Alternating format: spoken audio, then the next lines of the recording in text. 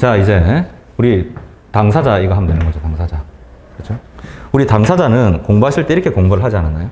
이 당사자는 실제야 되고, 그 다음 당사자 능력이 있어야 되고, 그 다음 당사자 적격이 있어야 되고, 그 다음 소송 능력이라는 게 있어야 되죠. 그렇죠? 이렇다고 보통 배우지 않나요? 이게 당사자에 대한 적법 요건들이죠. 그렇죠? 근데 이게 그냥 튀어나온 게 아니거든요. 그냥 튀어나온 게 아니야. 이게 우리 민소가 민법을 베꼈어요. 민법 개념을 우리 민소법에 차용, 빌려 쓴 거거든요, 이게. 그래서. 자, 그래서 여기를 잠깐 보면, 민법에는 이런 개념이 있죠. 법률행위라는 개념이 있지 않나요? 우리 민소법은 뭐라 부를 것 같아요? 소송행위라 불러요.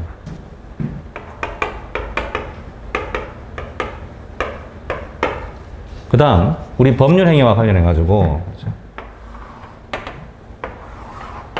성립요건이라는 게 있죠. 민법 공부하실 때. 그 다음, 유효.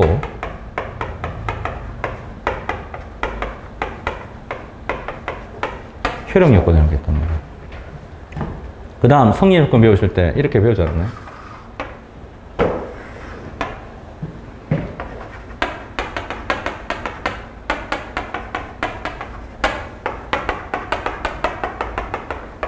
이렇게 배웠겠죠. 맞죠? 그 다음, 당사자는 그게 유효하려면 응애하고 태어나야 되죠? 권리 능력. 그렇죠? 사람은 언제 죽어요? 심장이 멈췄을 때.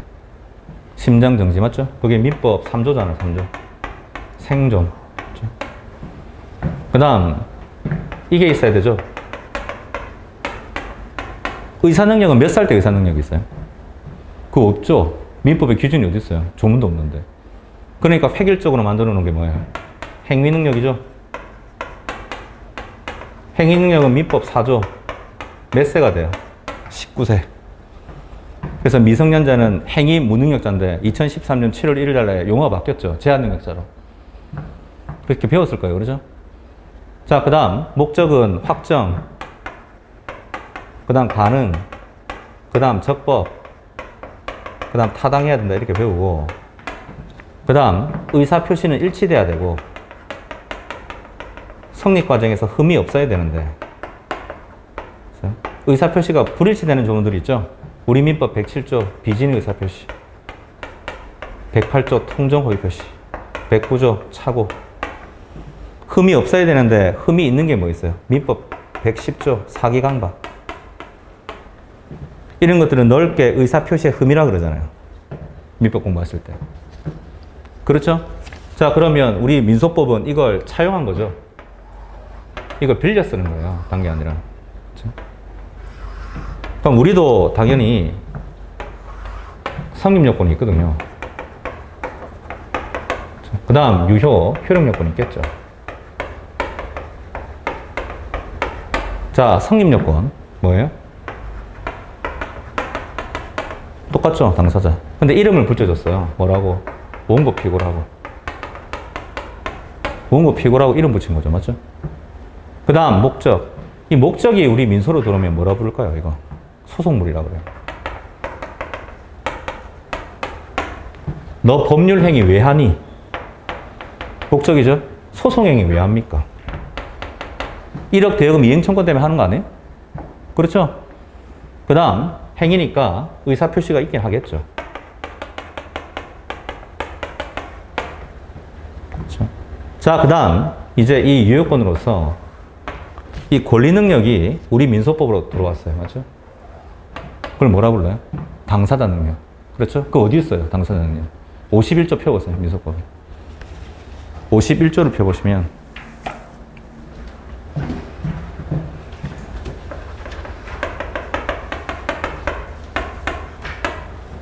있어요? 이 법에 특별한 규정이 없으면 당사자 능력이 못 딴다고 되어 있어요. 민법. 맞죠? 그러면 51조는 민법을 따르는 거네요. 맞죠? 이걸 학자들은 실체적 당사자 개념이라고 부르죠. 왜 실체적 당사자 개념이에요? 민법 따르니까요. 그렇죠? 그러면 민법의 인, 권리능력자는 두 명이죠. 자인인 아니면 법인이잖아. 맞죠? 그럼 자인인 법인은 우리 민소로 들어가면 뭐가 있어요? 당사자, 능력자죠. 그렇죠? 그 다음 이제 중요한 게 있어요. 50이죠. 우리 민소법의 자존심이죠. 비법인 사단재단, 권리능력이 없는 사단재단을 하더라도 대표자나 관리 있으면 그 이름이 뭔데요? 비법인 사단재단 이름이잖아. 맞죠? 그걸 형식적 당사자 개념이라고 부르는 거죠. 형식적 당사자 개념이라고 부르거든요. 그래서 52조가 우리 시험에 문제가 됐다면 답안지에 형식적 당사자 개념이란 말이 나와야 돼. 답안지에. 그렇죠? 왜 형식적이에요? 실체법으로 보지 않는다니까요. 권리 능력이 없어도 우리 민소법상 뭐가 있어요? 당사자 능력이 있는 거잖아요. 그럼 우리 변리사 1차 민법 문제 내볼까? 제가 변리사 1차 나왔던 거. 민법상 권리 능력자는 모두 민사소송법상 당사자 능력자이다. OX. O죠? 51조죠? 52조? 51조? 반대로 해볼까요? 민소법상 당사자 능력자는 모두 민법상 권리 능력자이다. X죠? 비법인 사단재단이 있으니까. 그거 변리사 1차 기출문제예요. 예전에 실제로. 자, 그래서 이게 당사자 능력 이렇게 돼 있는 건데 이제 문제가 이 조문이 없는 게 뭐예요? 이제 조합이죠. 민법의 조합. 조문이 없잖아. 맞죠? 그럼 조합에 대해서 우리 민소법상 당사자 능력을 긍정할지 당사자 능력을 부정할지 견해가 갈리죠. 그렇죠? 왜? 예를 들어서 갑이라는 조합이 있는데 A, B, C, D가 조합원이에요. 갑이라는 조합의 당사자 능력 부정하면 A, B, C, D 모두가 소송에 참여해야 되죠? 그걸 공부한 분들은 고유 필수적 공동소송인이라고 하거든요. 왜? 민법상 관리처분권이 공동으로 기소하는 관계다. 어려움을 쓰면. 그래서 형성권의 공동기소, 총유, 합유, 공유 이런 것들은 민법상 관리처분권이 공동으로 기소하는 관계에 해당되거든요. 근데 만약에 방금 사례에서 조합원이 10만 명이면 어떡할래요?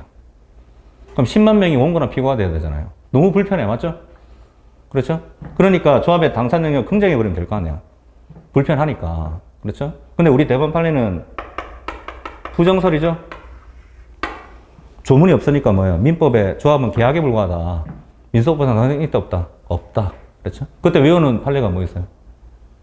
원호 대상자와 광주목공조합은 민법상 조합의 실체가 있기 때문에 민소법상 당사자 능력이 없다고 했으며 채권자 137명이 주식회사 A의 채권자 단을 구성한 사안에서 민법상 조합에 불과하다고 해서 당사자 능력이 없다고 그랬죠? 최근 판례는 번호계, 건설공동수급체 이런 것들은 민법상 조합에 불과하기 때문에 당사자 능력이 없다고 했잖아요. 맞죠? 그 제가 방금 읊었잖아. 맞죠? 이걸 다만히 적어야지. 조합이 나오면 그냥 기계적으로 쓰는 판례들이잖아. 판례들. 그래서 판례는 뭐다? 부정설이다. 그러니까 부정설에 따를 때 조합 소송이 복잡해지니까 간이화할 수 있는 방법이 필요하겠죠? 그게 시험에 맨날 나오는 거 아니에요? 여러분이 수험 강의를 들었다면 맨날 뭐 강조할 건데. 그렇죠? 나중에 하면 되는 거잖아. 그렇죠? 자, 그 다음. 의사능력 넘어가서 행위능력. 행위능력은 우리 민소로 오면 뭐라 불러요? 소송능력이라고 불러요. 어디 적혀 있어요? 51조 적혀 있죠. 51조 펴보면 소송력 적혀 있잖아요. 맞죠? 민법 따른다고 되어 있죠? 근데 민법하고 다른 게 있어요. 이게 중요하네. 민법에서는 이 갑이라는 사람이 A라는 법정 대리인 동의를 받아가지고 을하고 어떤 계약을 체결했죠. 그럼 이건 확정적으로 유효한 거예요. 맞죠? 우리 민법 5조 1을 위한 동의받았으니까. 법정 대리인 동의. 그렇죠? 근데 자, 갑이라는 18세가 우리 민소법에서 자기가 그냥 소재기한 거죠. 그렇죠? 그러면 민법에서 갑이라는 사람이 A의 동의를 안 받고 을하고 어떤 계약을 체결했어요. 유효입니까? 무효입니까? 유효하죠. 취소할 수 있는 거잖아. 그렇죠? 근데 우리 민소법에서 갑이라는 18세가 소를 제기했어요. 유효입니까? 무효입니까? 무효입니다. 우리는 민법하고 법리를 달리합니다. 그게 55조입니다. 55조 펴보시면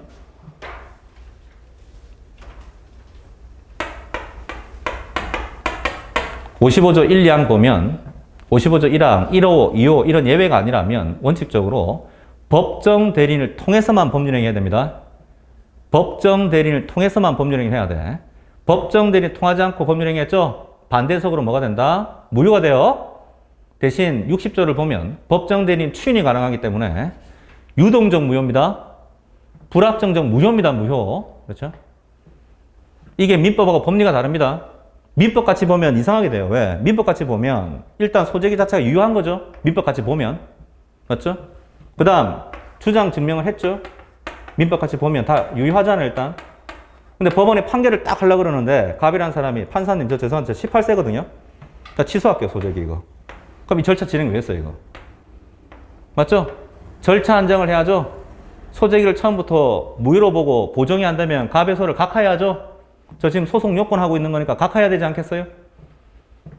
그렇죠? 자, 이게 민법하고 다르니까 우리 2차 문제집에 다 있죠.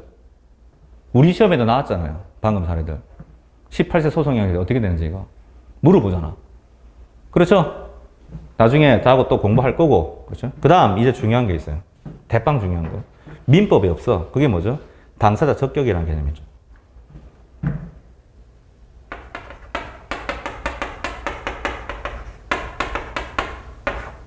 민법 공부하실 때 당사자 적격 공부해 본 적이 없을 건데요. 한 번도. 그렇죠? 이건 우리 민소법에만 있는 개념이죠. 그래, 대빵 중요해요. 당사자 적격은 A 뿔이죠. A 뿔. 이거는 무조건 나오는. 당사자 적격은. 혹시 당사자 적격 조문 어딘지 아세요? 민소법에. 잘 모르세요? 237조 한번 펴보시면. 237조. 237조 1항에 보면 그 일정한 자격이라고 나와 있나요? 237조 1항 펴보시면 일정한 자격이라고 나와 있어요. 그게 당사자 적격이에요. 그럼 당사자 적격을 상실했죠. 237조 1항 읽어보니까 중단 사유네, 맞죠? 소송 절차가 뭐 중단된다고 적혀 있지 않나요? 읽어보면. 그렇죠? 자, 여기를 보면 잠깐 지워볼게요. 을이 있죠. 병한테 권리가 있어요. 근데 이 권리가 물권일 수도 있잖아. 맞죠? 채권일 수도 있어요. 그때 이 물권이 있죠, 물권. 이 물권, 소유권은 어떤 권능으로 이루어지죠? 사용, 수익, 처분 권능으로 이루어지잖아. 맞죠?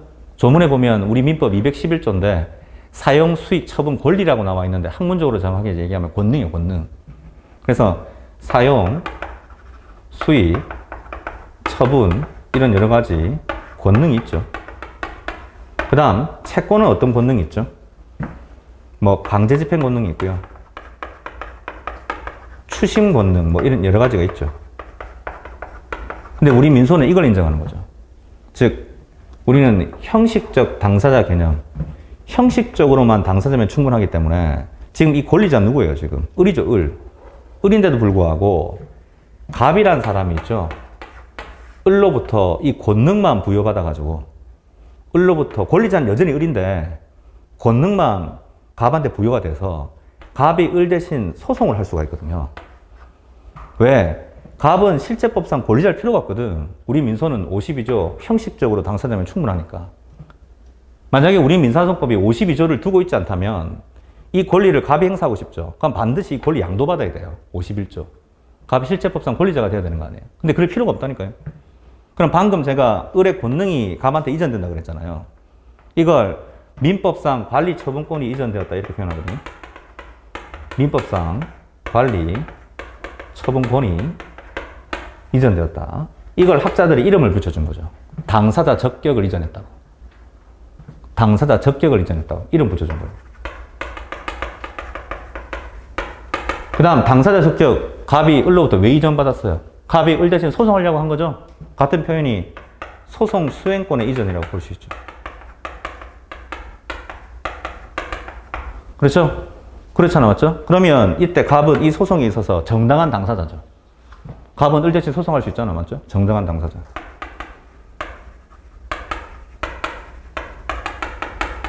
이게 다 같은 말이에요. 민법상 관리 처분권을 부여받았다. 당사자 적격을 이전받았다. 소송 수행권을 이전받았다. 갑은 정당한 당사자다. 다 같은 표현이라고요. 우리 민소법이 짜증나는 게 뭐냐면 다 같은 말인데 있죠, 사실은. 다 표현을 달리 써요. 그러니까 돌아버리겠는 거예요. 처음 공부할 때. 알고 보면 같은 표현인데. 그래서 진짜 같은 겁니까? 아, 진짜 같은지 논문도 있어요, 저게. 근데 정확하게 얘기하면, 수학적으로 얘기하면, 이거 전부 체대죠. 다 유사 표현이라고요. 정확하게 같은 거냐는 전에 대입이 다 있어요, 저게. 근데 우리는 그것까지 알 필요가 없잖아. 여러분이 민서법 전공하는 거 아니잖아, 지금. 저하고 다르잖아요, 입장이. 저는 다 정확하게 알아야 되겠지만, 뭐 수험생 입장인데 이 정도만 알면 되는 거잖아. 비슷한 표현이구나. 사실은 같은 표현이에요. 거의 유사해요. 됐죠? 자, 그러면, 갑이 을 대신 소송한다는 건 적격이 보유됐다 그랬는데, 자, 을의 의사와는 아무 관계없이, 법률의 규정이나 법원의 재판에 의해서 을의 당사자 적격이 갑한테 부여됐어요. 그때 갑을 뭐라 그래요? 법정 소송 담당. 을의 의사에 의해서 적격이 갑한테 갔어요. 그걸 뭐라 그래요? 임의적 소송 담당. 그 다음 을의 당사자 적격이 갑한테 부여되는 게 너무 중요해서 법원 허가를 받아야 돼요. 법원 허가에 대한 소송 담당. 이 세 가지로 구분되는 게 뭐죠? 그게 제3자 소송 담당이죠. 왜? 민법 관계로 보면 갑은 제3자잖아요, 지금. 민법에서는 을하고 병이 당사자잖아, 지금. 민법에서는. 권리자는 을이라고 그랬잖아요, 제가 방금. 맞죠? 그럼 제3자 소송 담당은 아까 얘기했듯이 법정 소송 담당, 임의적 소송 담당, 법원 허가에 따른 소송 담당, 세 가지로 구분된다니까요. 이해가 됐죠? 그 다음, 이렇게 제3자 소송 담당, 의미를 2차 시험에서 못 쓰면 바보거든요. 왜? 법전에 있어. 법전에 어떻게 돼 있을까요? 218조 3항 펴보세요. 민소법 218조 3항 펴보시면 뭐라고 돼 있죠? 남을 위해서 원고나 피고가 된 사람 적혀 있죠? 그렇죠? 그걸 제3자 소송 담당이라 그러잖아요. 그래서 학자들은 218조 3항에 대해서 뭐라고 붙여놨어요? 책에 보면. 제3자 소송 담당과 기판령이잖아. 218조 3항을 뭐라 그래요? 제3자 소송 담당과 기판령. 그 다음 218조 3항 어디서 봤어요? 채권자 대의소송. 그렇죠? 그러면서 우리 민법 할 때도 맨날 보던 거 아니에요? 이게 A 권리가 있고 여기 B 권리가 있으면 갑이 을에 대한 A 권리 보존하기 위해서 을의 병에 대한 B 권리를 대신 행사하는 거죠? 맞죠? 218조 3항 이렇게 얘기하잖아요. 맞죠? 그럼 여기서 패소확정 판결 받았으면 기판적이 누구한테 확장돼요? 을한테. 을이 권리 주체잖아. 을이 권리 주체 원래. 그러면서 민법에서도 배우잖아. 민법에서도. 채권자 대의권. 소송으로 하면 채권자 대의소송. 그렇죠? 우리 민소법의 채권자 대의소송은요. 대빵중이에요. 대빵중이에요. 대빵중이에요. 그래서 민소법에서 채권자 대의소송은 별명이 있어요. 민소법의 사골국물이야. 너무 문제를 많이 내가지고 막 우려내가지고 막 너무 사골국물이니까 요즘은 잘 안 나와요. 사골도 계속 우려내면 맛없잖아. 그렇죠? 근데 사골국물이라는 소리 들을 정도니까 채권자 대의권은 얼마든지 민소법에서 내도 할 말이 없는 문제예요. 그렇죠? 공부를 충분히 많이 하고 있어야 되는. 그래서 제 책에 보면 채권자 대의소송이 따로 정리되어 있단 말이에요. 뒤에 가볼까요? 제 책에. 교재 보면 교재. 저기 뒤에 보면 502페이지. 구판은 502페이지 알 것 같은데 502페이지 펴보면 채권자 대의소송이라고 따로 되어 있어요. 정리되어 있나요? 채권자 대의소송 해가지고 503페이지, 504페이지, 505페이지 막 쭉 따로 정리가 되어 있나요? 문제될 수 있는 것들. 맞죠? 그렇죠. 그래서 우리 민소법에 또 8대 주제 중에 하나입니다. 나중에 합니다. 8대 주제. 자, 일단은 오늘 아까 3대 주제 있다 그랬죠. 뭐 있다 그랬어요, 제가 아까? 중복된 소재 금지, 제소 금지, 그 다음 뭐야? 기판령. 그 다음 채권자 대의소송 들어가네, 이제. 그럼 4대네, 4대. 4개 남았네, 4개. 4개 남았잖아요, 맞죠? 또 하나 뭘 것 같아요? 하나. 소송물이 있어, 소송물. 그럼 5개죠. 5개잖아, 맞죠? 그 다음 또 뭐 있어요? 일부 청구. 일부 청구 있다. 그렇죠? 그 다음 뭐 있을 것 같아요? 채권자 취소송. 요즘 핫한 거. 그 다음 상계항변 있다, 상계항변. 8대 주제, 8대 주제. 우리 인수 8대 주제. 그래서 제 책에 뒤에 다 정리가 돼 있는데, 8대 주제 안에서 나왔는데 못 쓰면 그 사람 이상한 사람이죠, 맞죠? 내가 8개나 찍었는데, 딱 8개 이거 중요하다 그랬잖아, 그렇죠? 8대 주제가 그해 시험에 안 나오면 저한테 죽이세요, 저. 그 중에 하나는 무조건 걸려요, 2차 시험에서는. 그 8대 주제 중에 한 문제라도 안 나오면 저 죽이라니까, 진짜. 그 해 시험에 무조건 하나는 나온다니까, 공부할 때. 그렇죠? 그 다음 9대 주제 해보라면 뭐일 것 같아요? 9대 주제 하면 병합이 있다, 병합. 앞에 복잡소송들 여러 가지. 이번에는 병합 나왔었잖아요, 이번에도. 시험장에서. 병합 나왔어요, 이번에. 그렇죠? 자, 그래서 뭐 여러 가지가 있는데, 사실 그래서 2차 민소법은 공부하기가 조금 오히려 좀 쉽거든요. 객관식이 까다로워요. 객관식은 502조까지 있으니까 뭐가 나올지 모르잖아요, 이게 사실은. 그렇잖아요. 근데 이거는 딱 정해져 있다니까요. 그냥 교수들이 정하는 주제가 딱 정해져 있어요. 진짜라니까요? 딱. 그 안에서 내게 돼 있다니까요. 자기들이 잘하는 건데 못하는 걸 왜 내요? 채점도 힘든데 못하는 거. 공부해야 되잖아, 그럼 다시. 그렇지 않습니까? 그렇죠. 자, 그래서 다시 여기 보면 이게 당사자 적격이라는 파트고 이게 민법에 없는 개념이기 때문에 그 다음 52조 때문에 인정되는 개념이라서 되게 중요해요. 당사자 적격. 그래서 당사자 적격에서 시험에 나오는데 못 쓴다. 그거 공부 안 한 겁니다. 제가 보는 거는. A뿔이라고 그랬잖아요. 지금 방금. A뿔 당사자. 자, 그 다음 여기 소송물도 당연히 확정, 가능, 적법, 타당해야 되고요. 그 다음 이게 문제예요. 이제 의사표시. 우리 민법의 입법자가 왜 107 비진이, 108 통정, 109 착오, 110 사기강박 이런 조문을 왜 두고 있을까요? 갑과 을 사이에 사인 간의 계약에는 얼마든지 이런 일이 일어날 수 있으니까요. 그럼 사인 간의 단독 행위에는 얼마든지 이런 일이 일어날 수 있죠. 얼마든지. 그렇죠? 자, 근데 문제는 소송행위는 아까 제가 상대방이 누구라고 했어요? 방금 아까 제가. 법관이라고 그랬잖아요. 상대방이 있는 단독 행위라고. 그럼 상대방이 법관인 게 원칙이거든요. 소장 제출 갑이 을한테 합니까? 법원한테 하잖아요. 을도 답변서 제출 누구한테 했어요? 법원한테 했지. 그 을이 갑한테 직접 했어요? 아니잖아. 법원의 심증 형성 문제거든. 민사소송법은. 딴 게 아니라. 갑은 청구 인용을 받기 위해서 노력할 것이고 을은요. 청구 기각을 받기 위해서 노력하겠죠. 그럼 여기 상대방 원칙적으로 다 법관인데 법관하고 무슨 비진의 의사 표시를 해요? 법관하고 무슨 통정을 합니까? 통정을 하기에는. 그럼 재판 거래잖아, 그러면. 그렇죠? 109조 차고 법관이 사기 강박을 왜 해요, 갑자기? 그렇죠? 이런 규정 우리 소송법에 적용이 있다, 없다? 없어요. 그래서 이렇게 배웠잖아. 하자 불고려설이라고. 민법상 하자를 고려하지 않는다니까요. 우리 민사소송법은. 상대방이 법관이니까. 이해가 되십니까? 그래서 우리나라 통설 판례는 하자 불고려설이 원칙이에요.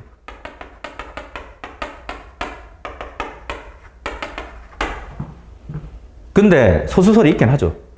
하자 고려설이 있긴 한데 기본적으로 하자 불고려설이 현재 통설 판례다. 민법의 하자를 고려하지 않겠다. 같은 말이 뭐죠? 민법 규정 유추 적용 부정설이거든. 민법 규정 유추 적용 부정설. 그렇죠? 통설 판례. 대신 이거 상대방이 누굴 때 알고 있어요? 제가 방금 법관일 때. 소송 행위는 돼 있죠. 법관을 배제하고 갑하고 을 사이에 소송 행위하는 경우가 있거든요. 예외적으로. 어떤 게 있을까요? 하나 있는데 우리 아까 배운 거 있는데 29조 한번 펴볼래요? 29조. 아까 제목이 합의가 나죠. 관할권 합의할 수 있다고. 서면으로 해야 된다고. 합의가 나는 주체가 누구예요? 갑하고 을이에요. 법원이 간섭하지 않아요. 맞죠? 그럼 합의가들은 사실은 이건 소송행위긴 한데 민소법에 조문이 있으니까 소송행위긴 한데 이건 법원을 배제시키고 갑하고 을 사이 하잖아요. 그러면 민법 계약하고 비슷하잖아. 그럼 갑하고 을 사이니까 얼마든지 107, 108, 109, 110 저런 일이 일어날 수도 있는 거죠. 갑하고 을 사이 하니까. 합의가날은 민법 규정 유추 적용한다는 게 통설입니다. 합의가날에는 민법 규정이 적용이 된다는 게 유추 적용된다는 게 현재 통설이야, 통설. 우리나라. 왜 그래요? 그럼 갑이, 을이 법관에게 하는 게 아니잖아요. 갑하고 을 사이에 하잖아. 갑하고 을 사이에. 즉, 이 견해 대립은 상대방이 법관일 때 견해 대립이에요.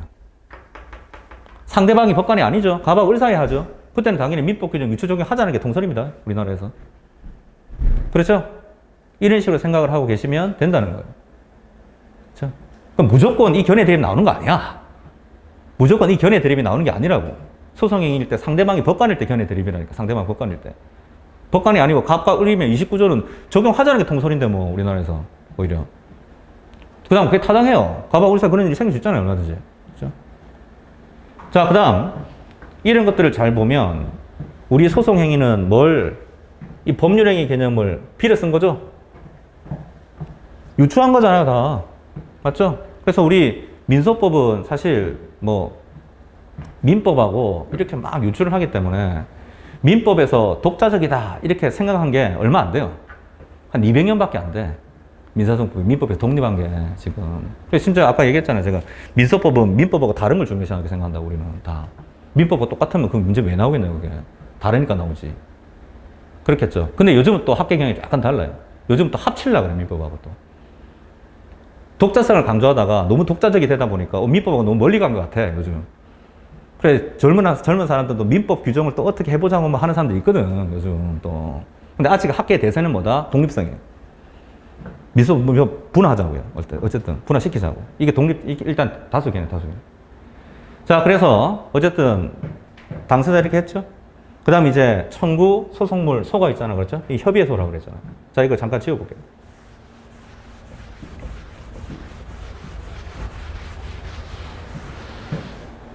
그럼 청구, 소속물, 협의의 소.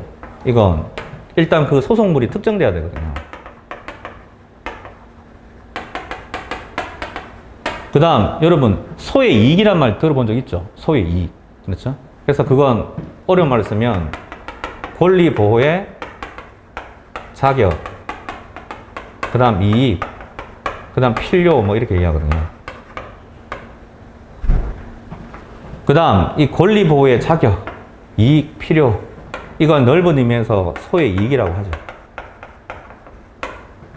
그 다음, 청구, 소속물, 협의의 소니까 소 제기 자체가 법률상, 그 다음 계약상 금지 사유가 없어야 돼요. 금지 사유가 없어야 돼요. 자, 일단 소속물은 특정돼야 되고, 그 다음 권리 보호의 자격이라 그랬는데, 이 자격은 뭐냐 하면 공통된 소유이익이라 그래요. 공통된 소유이익. 무슨 말이냐면 그게 이행의 소든 확인의 소든 형성의 소든 이 권리 보호의 자격은 다 갖춰야 되거든요. 그래서 혹시 수험 공부하셨으면 소금 장승신 들어본 적 있습니까? 들어본 적 있을 건데, 이게 소금 장승신이 여기야. 여기. 그래서 소구할 수 있는 권리일 것, 금, 소송 금지 사유가 없을 것, 장, 소송 장애 사유가 없을 것, 승소확정 판결 받은 경우 아닐 것, 신의 체계에 위반한 소재가 아닐 것. 맞죠? 그건 이행에서든 확인에서든 형성에서든 다 가져야 되는 거거든요. 그건. 그리고 공통된 소유이익이라 그러고. 그 다음, 이익 필요, 이건 뭐냐 하면 이걸 또 협의의 소유이익이라 그래요. 협의의 소유이익. 이건 이행의 소유에 있어서 특수한 소유이익이 있을 수 있겠죠? 확인의 소유에 있어서 특수한 소유이익이 있을 수 있겠죠? 형성의 소유에 있어서 특수한 소유이익이 있을 수 있겠죠? 맞죠? 그래서 확인의 이익이 여기 들어가거든요. 확인의 이익. 그 다음 이행의 소는 현재 이행의 소, 장래 이행의 소 이렇게 배우거든요. 그게 여기 들어가는 거거든요. 이익 필요. 나중에 합니다. 그 다음 뭔지 모르겠지만 제가 하고 있는 게 소위 적법 요건을 하고 있는 거거든요. 그러면 권리보호의 자격, 이익 필요 이걸 갖추지 못했어요. 그럼 무슨 판결 납니까? 소 각하. 소의 이익이 없으니까 소를 뭐 해야 돼요? 각하해야 돼요. 근데 청구기각이라는 사람들이 있거든. 호문혁 교수가 있다. 왜 청구기각되는지 나중에 말씀드릴 거예요. 근데 소설이고 우리나라에서 우리나라 통설 판례는 소를 뭐 합니까? 각하합니다. 소 각하 판결. 소송 요건하고 있으니까 제가. 자, 그 다음 법률상, 계약상 금지 사유가 없어야 되는데 아까 제가 법률상 금지 사유 아까 잠깐 배웠는데 259조가 아까 뭐였죠? 중복된 소재기 금지. 해당되면 후소를 각하한다고. 맞죠? 그 다음 267조 2항을 제소금지라고 하는데 이건 쓸 때 아이죠. 아이 제소. 이 다시 제자죠. 이거 쓸 때 주의해야죠. 이렇게 쓰면 사요나라죠. 사요나라. 집에 가면 되는 거죠. 이 제소금지는 뭐 제소금지 말하는 거 이거? 소를 제기한다는 뜻인데 이거예요. 이거 중복제소금지예요. 중복제소금지. 이렇게 배웠죠. 용어 다르다고. 그렇죠? 자, 그 다음 제가 아까 3대 축이 중복된 소재금지, 제소금지 하나 뭐 있는데요. 기판력. 기판력이 어디 들어갈 것 같아요? 기판력. 자, 기판력이 일단 조문을 펴보면 216조가 있죠. 기판력의 객관적 범위. 민소법 218조를 펴보시면 기판력의 주관적 범위잖아요. 맞죠? 기판력 조문은 다 외우고 있어야 되거든요. 이거 216조, 218조. 자, 이 기판력이 여기 들어가요. 여기 자격에. 그걸 모순금지설이라고 해요.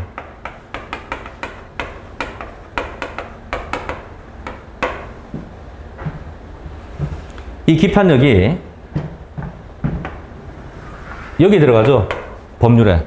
그렇죠? 그걸 반복금지설이라고.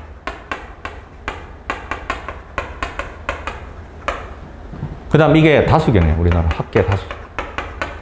근데 이 모순 금지서에 대부분 판례예요.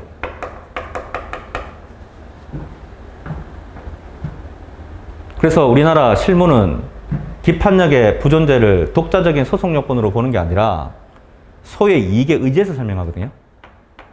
근데 우리나라 다수견에는 소의 이익 문제를 보는 게 아니고 기판력의 부존재를 독자적인 소송 요건으로 보거든요. 이런 차이점이 있는데 나중에 할 거예요. 두 가지. 그 다음 제가 여기 노란색 쳤죠.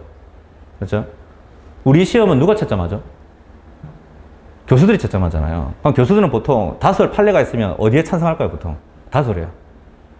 통설에 찬성하고 있겠죠. 자기는 판례하고 갈릴 때. 그러니까 학자지. 그럼 우리 시험 되도록이면 판례하고 학설이 다르잖아요. 그럼 통설 판례가 갈리면 되도록이면 통설치 하세요. 되도록이면 통설치 하라니까. 통설이 맞다고. 학자는 통설에 찬성하고 있을 거란 말이에요. 그렇죠? 여러분이 변호사 시험 친다면 어떻게 될 것 같아요? 판례 들어가야 돼요. 제가 아까 실무가들이 많이 들어갔다고 했잖아요. 법전원에. 지금. 제가 법무사 강의하는데 오후에 법무사 가야 돼. 법무사 가야 하는데 그 법무사 시험에서는 학설 판례 갈리죠. 어떤 거 지지할 것 같아? 무조건 판례야. 거기는. 부장 판사들이 맥이거든. 학설 몰라요, 그 사람들. 근데 우리는 교수들이라고 했잖아요, 교수들. 학설 너무 잘 알아, 이 사람들이. 맞죠? 근데 막 통설하고 판례가 막 갈리고 있죠. 맞죠? 그러면 통설의 입장에서 판례를 비판하려면 상당한 근거가 필요한 겁니다. 자기들 입장에서는. 실무를 비판하는 건데. 맞죠? 그럼 학자들은 난 통설의 입장인데 갑자기 판례가 막 맞다고 막 적어놨어. 답안지에다 막. 짜증날 거 아니에요, 그러면. 나는 통설이 맞다고 생각하는데. 그럼 제일 좋은 답안은 뭐냐면 통설을 지지하시되 다만 판례에 따르면 결론이 어떻게 된다고 반드시 적어야 돼. 2차 시험에서는. 이 수속 답안지야, 이게. 가장 좋은 답안지. 됐죠? 그 다음 통설하고 판례가 갈린다는 건 다 중요 논점입니다. 얼마나 중요하면 통설하고 판례가 다르겠어요, 결론이. 맞잖아요. 보통 보면 통설 판례는 일치하게 돼 있어요. 보통 보면. 사람 생각이라는 게 법 배운 사람들은 다 비슷하겠죠, 뭐. 다 A라면 A라고 다 생각하지 않겠어요, 보통? 근데 갑자기 A하고 B로 갈린다고요? 그건 중요한 논점이라고요, 보통 보면. 그럼 이것도 중요한 논점이겠네요, 사실은. 중요한 논점이죠. 주문이 달라지는데, 이거 나중에. 어떻게 할지. 맞죠? 그 반복금세는 점수에서 패소 확정 판결 받은 사람 똑같은 소재에 또 각하잖아, 이건 어차피. 청구기가 가리잖아요. 공부하셨으면. 반복 자체를 금지해버리기 때문에. 그렇죠? 자, 어쨌든, 이게 이렇게 돼 있고요. 그 다음, 계약상 금지사유죠. 계약상 금지사유 뭐 있어요? 우리 시험 기출문제인데. 부재소 합의. 들어봤죠? 그렇죠? 소송하지 말자는 합의. 부재소 특약. 이렇게 얘기하기도 하죠. 그렇죠? 제 책에 있어요. 자, 그래서 여기를 쭉 보면, 하나라도 흠이 있으면 무슨 판결하는 거예요? 소각각 판결해야 되는데, 예외가 하나 있다. 그렇죠? 뭐가 있어요? 관할. 관할은 34조 1항 펴보시면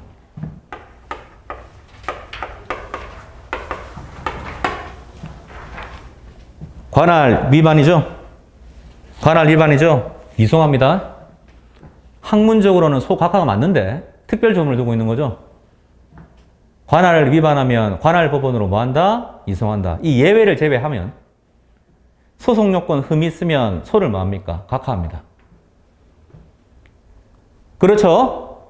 그렇죠. 그 다음, 우리 민소법은 소각하 판결도 기판력이 생긴다. OX.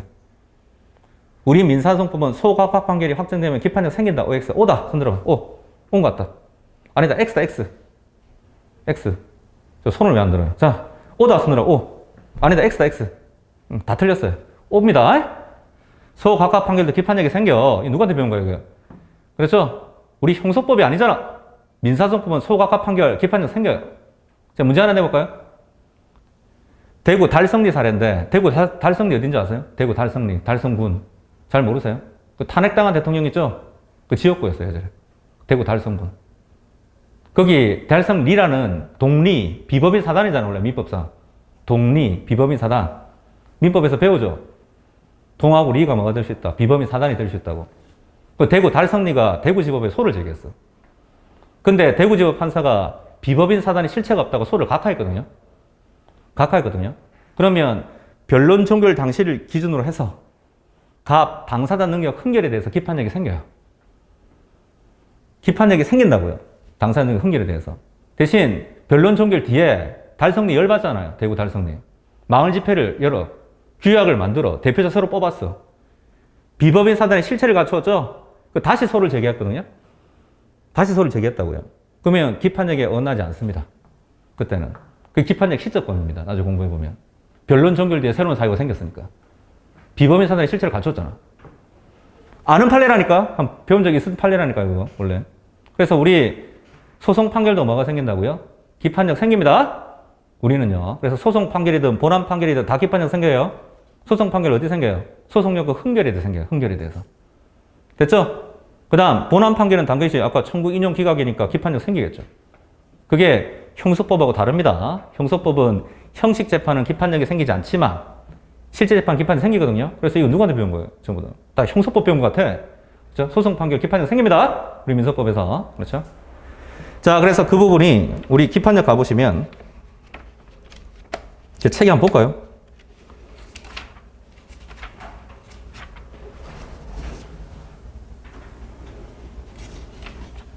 지금 341페이지잖아요. 341페이지. 한번 펴봐요. 341페이지. 그 다음 342페이지 있죠. 342페이지. 있어요? 왼쪽 제일 위에 보면 342페이지. 왼쪽 제일 위에. 소송 판결과 본안 판결 나와 있어요? 342페이지. 교재. 있어요? 그 왼쪽 제일 위에 보면 소송 판결, 소송용권 흥결 나와 있어요? 본안 판결, 소송물에 전부 나와 있어요? 전부 다 기판력 생깁니다. 전부 다 기판력 생긴다. 그렇죠? 아셔야 되고. 자, 그 다음 다시. 그러면 어쨌든 관할권의 예외를 제외하면 소송 판결도 기판력이 생기고 본안 판결도 기판력이 생기고요. 자, 그 다음 이제 요건 심리 통과했죠? 그 다음 이제 뭐 해야 돼요? 자, 하고 이제 본안 심리를 해야죠. 즉, 여기 중에 하나라도 흥결하면 각하예요. 맞죠? 그냥 흥결성이 없어. 그럼 이제 요건 심리 통과야. 그럼 본안 심리 해야 되죠. 근데 아까 얘기했잖아, 제가. 본안 심리. 뭐라고 얘기했어요? 관심이 별로 없다고. 민법이나 상법이 할 일이라고, 그거는요. 그럼 우리는 본안 심리하는 방식에 대해서 관심이 있는 거예요. 본안 심리하는 뭐예요? 방식. 그렇죠? 그러면 본안 심리할 때 공개된 법정에서 공개 심리주의. 양쌍방이 대서가요. 쌍방 심리주의. 그 다음, 법관이 직접 심리주의. 갑이나 을이 말로 구술 심리주의라고 하거든요. 그래서 혹시 민사법정 가보셨어요? 법원 가본 적 없어요? 근데 법원도 안 가고 민소법 한다는 것도 좀 그렇지 않나요? 여기 옆에 가보면 법원이 있는데. 맞죠? 중앙지법 한 가보세요. 공개 심리주의라서요. 아무나 들어가도 돼요. 아, 진짜 아무나 들어가도 된다니까요, 진짜. 가가지고 그냥 앉아있어, 그냥. 볼 수 있어요, 그냥 가보면. 가보면 민소법 보는 눈이 많이 달라질 건데. 실제로. 이렇게 책으로 보는 게 아니고. 그래서 지금, 아까, 갑이 을한테 이렇게 제기하는 거죠. 그럼 법관이 이렇게 있지 않겠습니까? 판사가 이렇게 있을 것이고. 이 사람 오른쪽에 있는 사람이 뭐예요? 우배석. 이 사람 오른쪽에 있는 거예요. 법을 재판장 기준으로. 이 우배석 판사거든요. 여기 왼쪽에 있으면 뭐예요? 좌배석이라고, 좌배석. 그 다음, 앞에 이 책상이 있는데, 이 책상 뭘 것 같아요? 법원 사무관 등이에요. 아까 제가 참여 사무관 등이 있다고 그랬죠? 참여 사무관. 그렇죠? 그 참여 사무관은 여기 앉아있거든요, 여기. 그 다음, 여기 반대편에 앉아있는 사람이 있어요. 여기 속기사. 속기사들. 그렇죠? 그러면 이렇게 있거든요. 그 다음, 이렇게 책상이 이렇게 돼 있어요. 그래서 이렇게 보도록 돼 있거든요. 민사법정은. 가보면. 그럼 이게 뭐예요? 원고. 앉는데. 여기 뭐가 앉는 거예요? 피고가 앉는 거예요. 그 다음, 옆에 뭐가 있을 것 같아요? 소송 대리인. 변호사 앉는 데 있어요. 소송 대리인. 저번에 보니까 너무 웃긴 게, 민사법정인데, 예전에 무한도전인가 봤는데, 무한도전 요즘 계속 그거 옛날 거 돌리잖아요. 그 유성 같은 데 보면 나오잖아. 그렇죠? 민사법정인데 변호인이 돼 있더라고. 변호인은 형사법정에서 쓰는 말입니다. 맞죠? 그 PD가 공부를 하나도 안 했네, 그렇죠? 그렇지 않습니까? 맞죠? 원고 피고 이렇게 돼 있고, 뒤에 이게 앉는데 이 방청석이야, 방청석. 그래, 공개 심리주의가 뭐예요? 방청석이 있어야지 공개 심리주의지. 논리적으로. 근데 방청석 공개 심리주의는 우리 헌법에 109조에 있는 거거든요. 혹시 민소법에 공개 심리주의 있을까요? 있어요. 424조 한번 펴봐요. 민사소송법에. 424조 펴보시면 거기 1항 5 있어요. 1항 5 있나요? 1항 5. 424조 1항 5 있어요. 공개심리주의 위반하면 뭐라고 되어 있어요? 절대적 상부사유죠. 그거 하나 알아두면 돼요. 2차 시험에서는. 원래는 헌법에 있어요. 공개심리주의는. 109조라고 해서.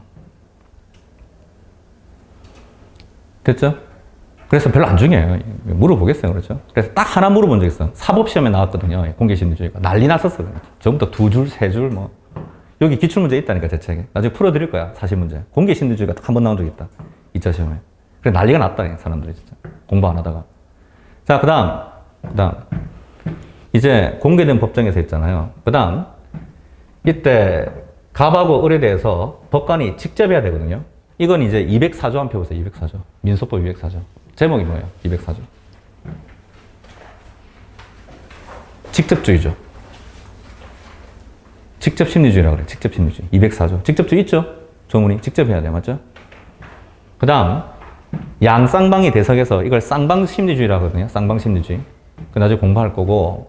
그 다음, 갑과 을이 말로 해야 되거든요. 말로. 그걸 구술심리주의라고 그러거든. 구술심리주의. 그렇죠? 그래서 나중에 여기 제 책에 보면 있기 때문에 하면 되는 건데, 제일 중요한 게 뭐냐면, 우리 민소법은 당사자주의예요. 그래서 여러분은 형소법을 안 배우시기 때문에 그런데, 형사소송법에서는 당사자주의, 직권주의를 딱 대비시키거든요. 근데 우리 민소법은 당사자주의일까 아니면 직권주의일까요? 그냥 당사자주의예요. 돈 문제인데 무조건 당사자주의예요. 그렇죠? 근데 당사자주의를 다시 두 가지로 나눠요. 우리 민소법은. 그게 여러분이 맨날 들어본 처분권주의, 변론주의입니다. 그렇죠?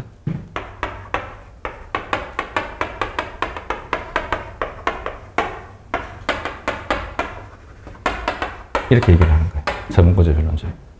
그렇죠? 처분권주의 어디 있습니까? 203조 펴보시면 203조를 펴보시면 민소법에 있죠. 그렇죠? 자, 처분권주의 정의를 그렇게 썼어. 당사자가 신청한 사항에 한해서 심리해야 된다고 그렇게 썼죠. 그 초시생입니다. 내년에 또 쳐야 돼. 정의를 이렇게 쓰면 안 돼요. 203조 그대로 베끼면 안 되거든. 처분권주의는. 처분권주의를 하면 절차의 개시, 심판의 대상과 범위, 그 다음 절차의 진행에 대한 주도권을 법원이 아니고 당사자에게 주는 심리 방식을 말하죠. 이렇게 알고 있을 거예요. 맞죠? 그 다음 203조는 이거 얘기하는 거거든요. 심판의 대상. 그 다음 절차의 개시 몇 조였죠? 오늘 첫날에 배웠는 첫 시간에 248조. 소장 제출 원고가 있잖아. 그렇죠?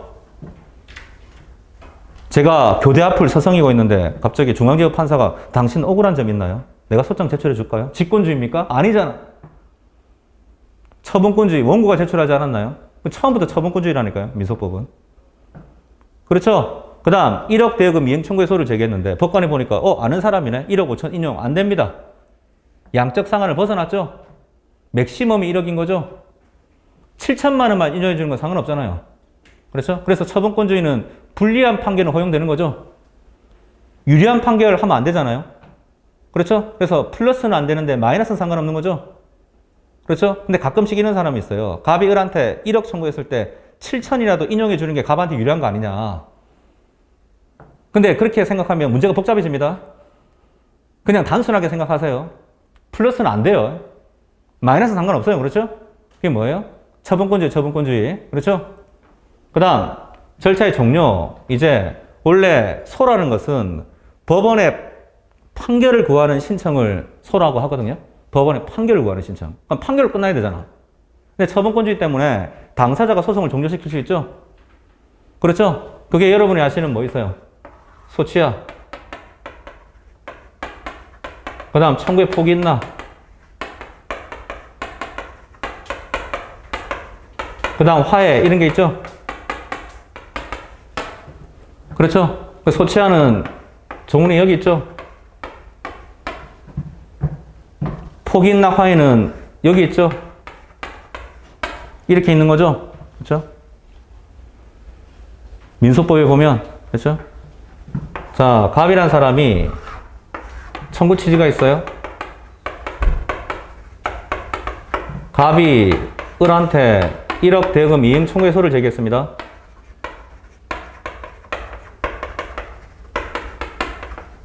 그때 청구 원인에서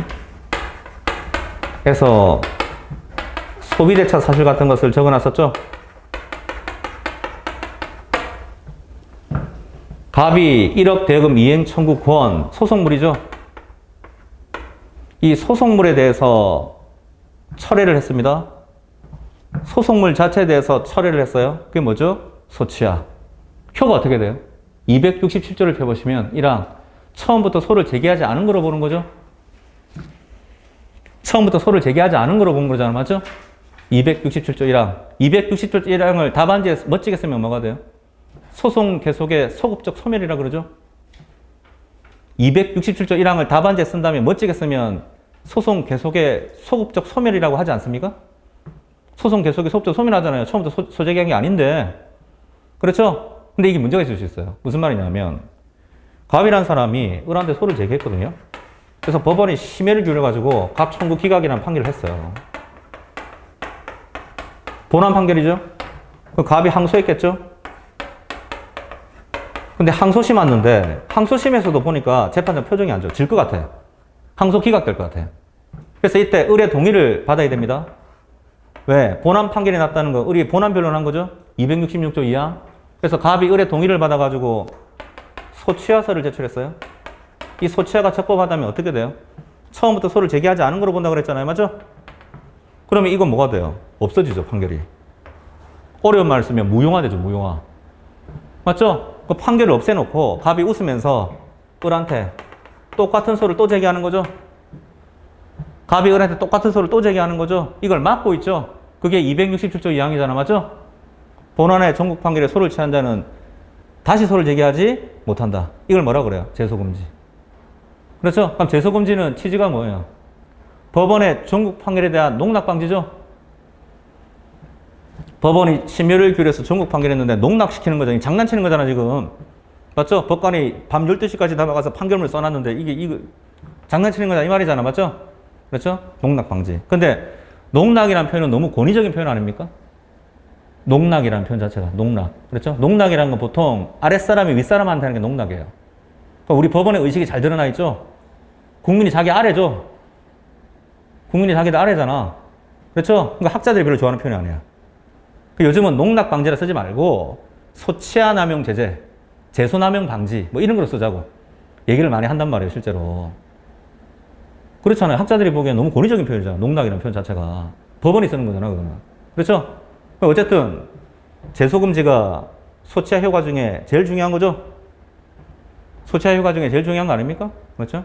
그 다음 청구의 포기나 자, 갑이란 사람이 1억 대금 이행 청구권을 포기하는 거, 포기. 그러면 220조를 펴보면 이게 조서에 적혔죠? 그럼 어떻게 되겠어요? 갑 청구 기각하고 똑같은 거죠? 갑 청구 기각에 확정 판결이죠? 왜? 220조에 확정 판결하고 동일하다고 적혀 있으니까 읽어보면. 그렇죠? 인락은 어떻게 됩니까? 인락? 인락은 을이 이걸 인정한 거죠? 혹시 이거 아세요? 을이 이 사실 인정은 뭐라 그래요, 이거? 자백. 288조를 펴보시면 288조 민사법. 288조는 제목이 뭐예요? 민사법에. 불교중 사실. 증명이 필요 없는 사실인데 읽어보면 자백이 있잖아요. 맞죠? 그럼 불교증이 되죠, 이거? 갑은 차용증 낼 필요 있어, 없어요? 없죠.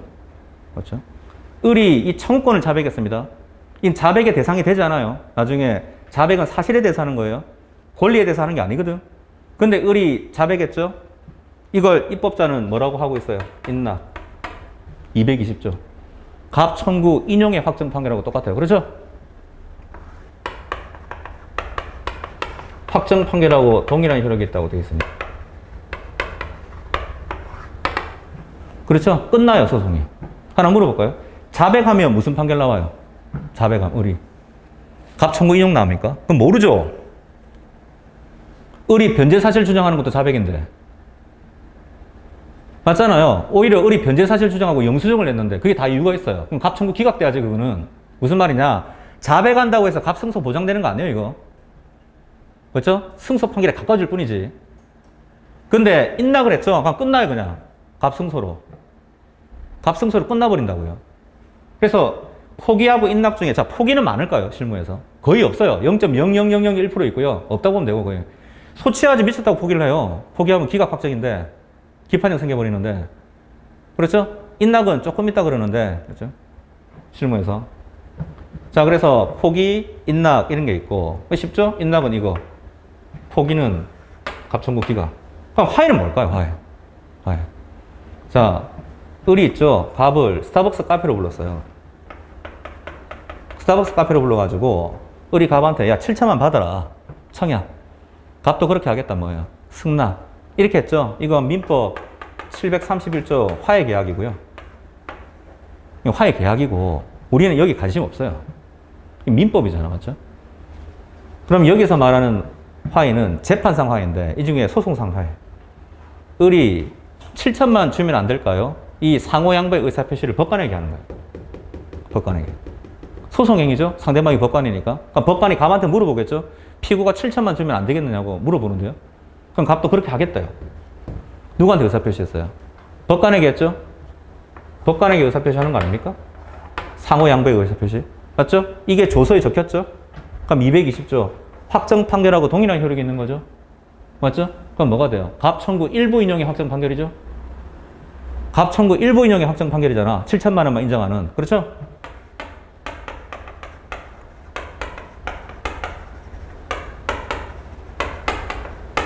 이게 화해예요, 이게.